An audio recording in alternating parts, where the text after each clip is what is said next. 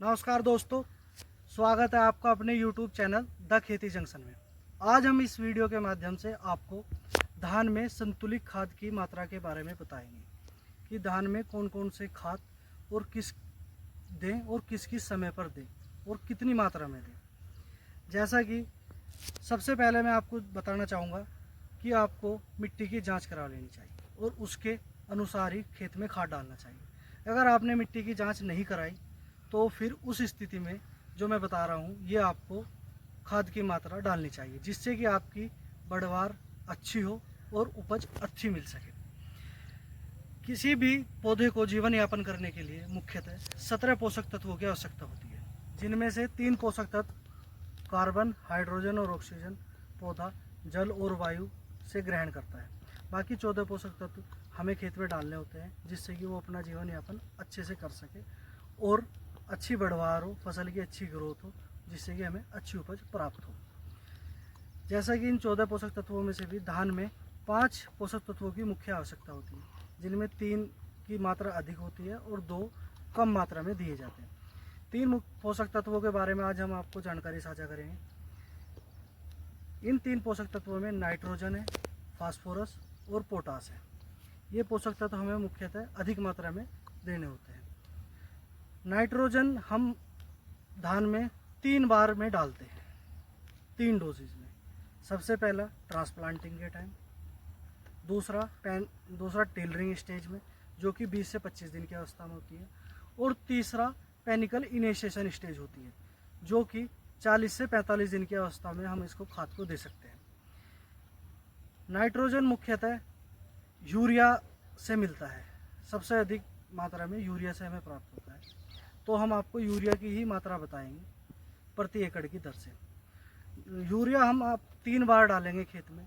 Transplanting के समय 15 से 20 किलोग्राम नीम कोटेड यूरिया डालेंगे, और दूसरी डोज जो हम देंगे वो टिलरिंग के स्टेज के समय देंगे, जब धान को ट्रांसप्लांटिंग को 20 से 25 दिन हो गए हों। उस समय हम 35 से 40 किलोग्राम यूरिया की मात्रा देंगे।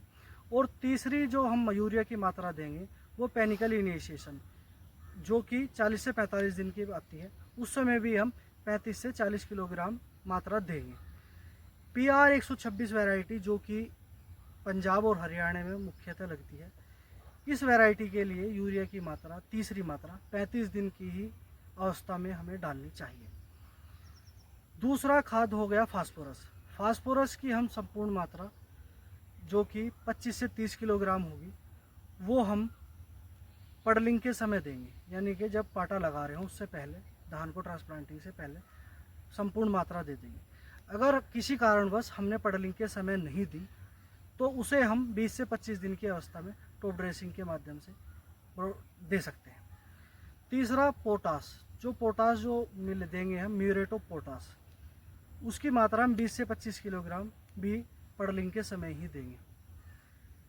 तो अब हमने खाद तो डाल दी, अब इनके बारे में जानकारी है कि क्या काम करती है नाइट्रोजन, फास्फोरस, पोटास। जैसा कि नाइट्रोजन है, नाइट्रोजन पत्ते में ग्रीनिश लाता है, हरापन लाता है, जिससे कि प्रकाश संश्लेषण की मात्रा बढ़ती है और भोजन अच्छा बनाता है पौधा और अच्छी ग्रोथ होती है। इसकी कमी के कारण धान में निचली पत्ती में पीलापन आ जाता है, तो इसलिए ये एक मेन न्यूट्रिएंट है जो कि आपको 90 से 100 किलोग्राम यूरिया नीम कोटेड देना चाहिए। दूसरा खाद है फास्फोरस। फास्फोरस का मुख्यतः काम होता है जड़ों के विकास का, जो कि जड़ों का विकास करता है, और ये 20 से 25 दिन की अवस्था तक बहुत ही महत्वपूर्ण है, क्योंकि जड़ पकड़ने का समय यही होता है। तो इसलिए इसकी मात्रा पडलिंग के समय दे दो, और अगर जब ना दी गई हो तो 20 से 25 दिन की अवस्था में ट्रांसप्लांटिंग से बाद में आप इसकी संपूर्ण मात्रा देते हो। तीसरा पोषक तत्व होता है पोटास। पोटास का मुख्यतः रोल दाने में एक तो चमक लाता है, तो दूसरा पौधे को बीमारी से लड़ने में सहायता प्रदान करता है। इसलिए इसकी मात्रा भी आपको पडलिंग के समय ही संपूर्ण मात्रा दे दो। धन्यवाद। जानकारी आपको अच्छी लगी हो तो चैनल को सब्सक्राइब करें और वीडियो शेयर करें।